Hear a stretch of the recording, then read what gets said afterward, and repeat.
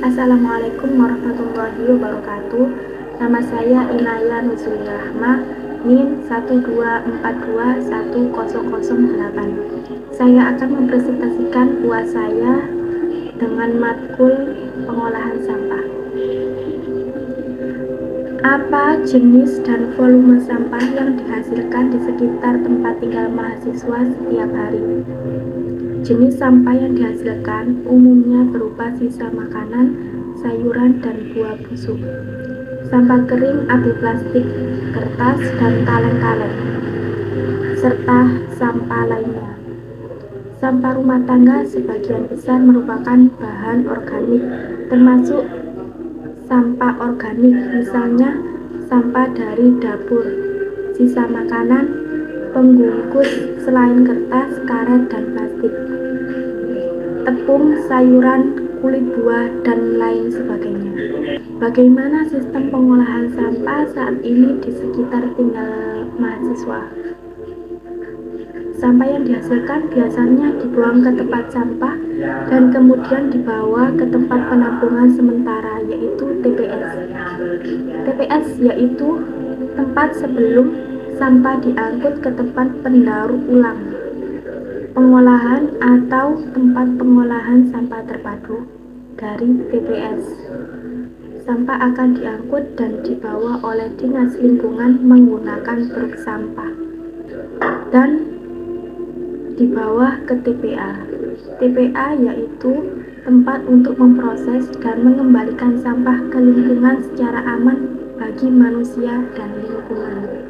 Apa saja kendala utama dalam pengolahan sampah di sekitar tempat tinggal mahasiswa? Yaitu 1. Sampah rumah tangga tidak dipilah. 2. Saat pengangkutan tidak dipisah. Yang ketiga, produsen tidak menarik kembali sampah. Sejauh mana kesadaran dan partisipasi penduduk setempat termasuk mahasiswa dan upaya pengolahan sampah? Masih banyak masyarakat yang masih sering membuang sampah sembarangan. Berbagai alasan yang dilontarkan oleh masyarakat seperti tidak adanya tempat khusus yang disediakan oleh pihak berwenang dan bukan ketidakpedulian masyarakat terhadap rasa malas untuk membuang sampah pada tempatnya. Bagaimana cara meningkatkan efisiensi pengumpulan dan pemrosesan sampah di sekitar tempat tinggal mahasiswa? 1. Kompleksitas dan keragaman jenis sampah. 2. Persyaratan regulasi dan kepatuhan lingkungan. Yang ketiga, pembatasan operasional dan keterbatasan sumber daya. 4. Dampak negatif terhadap lingkungan dan masyarakat.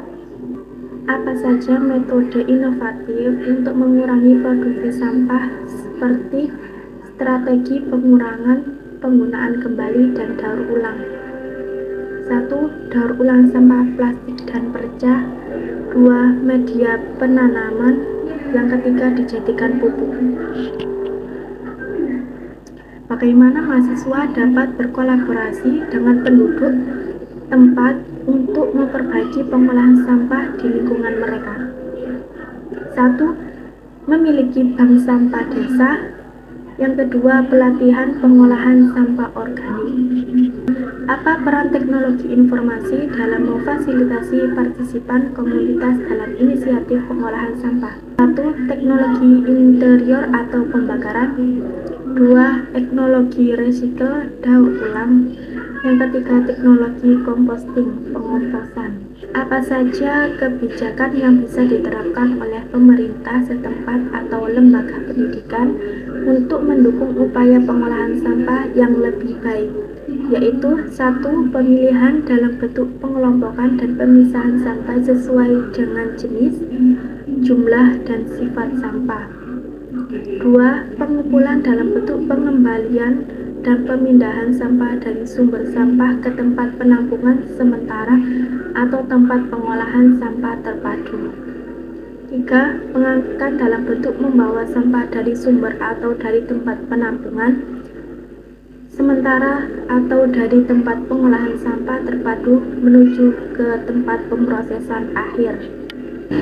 Bagaimana cara terbaik untuk meningkatkan kesadaran tentang pentingnya pengolahan sampah yang baik di kalangan mahasiswa dan penduduk setempat. 1. Membuat tempat sampah sesuai dengan jenisnya, sampah organik dan sampah anorganik. 2. Mengganti alas plastik sampah menjadi koran atau kardus untuk mengurangi konsumsi sampah plastik.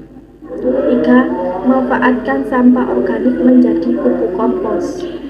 Apa saja program edukatif yang bisa diimplementasikan untuk mengerjakan prinsip daur ulang dan pengurangan sampah? 1. Yaitu reduce. Reduce adalah mengurangi produksi sampah dengan mengurangi penggunaan barang-barang sekali pakai atau mengambil langkah-langkah untuk mengurangi konsumsi sumber daya alam. Ini bisa mencakup praktek seperti membeli produk dengan kemasan minimal, menggunakan energi lebih efisien, atau menghindari pemborosan sumber daya.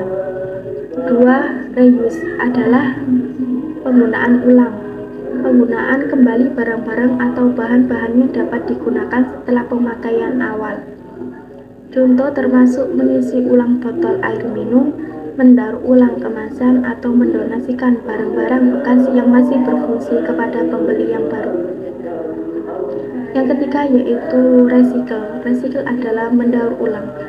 Proses mengubah bahan-bahan bekas menjadi bahan baru yang dapat digunakan kembali. Ini melibatkan pengumpulan, pemrosesan, dan pemurnian limbah untuk menghasilkan produk baru. Mendaur ulang membantu mengurangi penggunaan sumber daya alam yang langka dan mengurangi dampak negatif pada lingkungan sekitar. Sekian dari presentasi saya. Apabila ada salah katanya, saya mohon maaf. Saya akhiri. Wassalamualaikum warahmatullahi wabarakatuh.